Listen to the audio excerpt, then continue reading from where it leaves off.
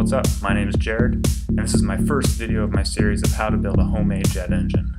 Now I know first off, a couple of you may want to ask, why would anyone want to build a jet engine? Well, this is why. Now to tell you guys a little bit about myself, I'm originally from California, but I'm living in North Dakota right now, working with the United States Air Force as an aircraft mechanic.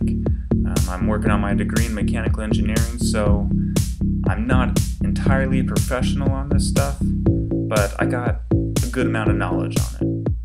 Now for this first video, I'm going to go over the basic design of your homemade turbojet engine and talk about what supplies and parts you're going to need to build this. First off, a lot of the information from this is coming from rcdon.com. He has really helped me out in making my first jet engines, so I'm going to go over his plans and his design for this first one. I'm going to vary in it a little bit because he's got some metal shop type tools that I don't have, so I'm going to show you the cheaper way to do things if you don't have those tools in your possession. So feel free to check out his website. He's got a lot of good tips, but I just wanted to put it all in video form so that you can see and ask me any questions that you may have about it. Well, let me start by first showing you guys the basic design of any turbojet engine. This is my first model, and it's a pretty small turbocharger, and all the other metal makes it pretty heavy for its size, so it's pretty much useless as far as thrust goes, but nifty for showing that the concept does work and has a good experiment to first start off with. This is a car turbocharger. You will need one of these. The bigger the better, but that's going to cost you more money. You've got your intake and your compressor blades in here, which suck in air, compress it, route it down this tube into your combustion chamber, where the air is mixed with fuel and then ignited, where it expands and comes out your exhaust turbine. It spins this turbine, which is connected to a shaft, which also spins the intake and compressor blades.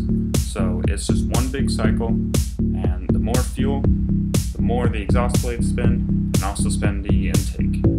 Now because my last model didn't put out much thrust, I decided to go with a little bit bigger turbocharger, and that is this one right here. This is an ST50 turbocharger off of, I believe it's off of a diesel truck or some kind of tractor. I don't know, I just picked it up at a junkyard. It's ridiculously large, but that's going to be this project. Hopefully I'll get a good amount of thrust out of it, so we'll see how it goes. Next, I want to talk about the tools that you're going to need.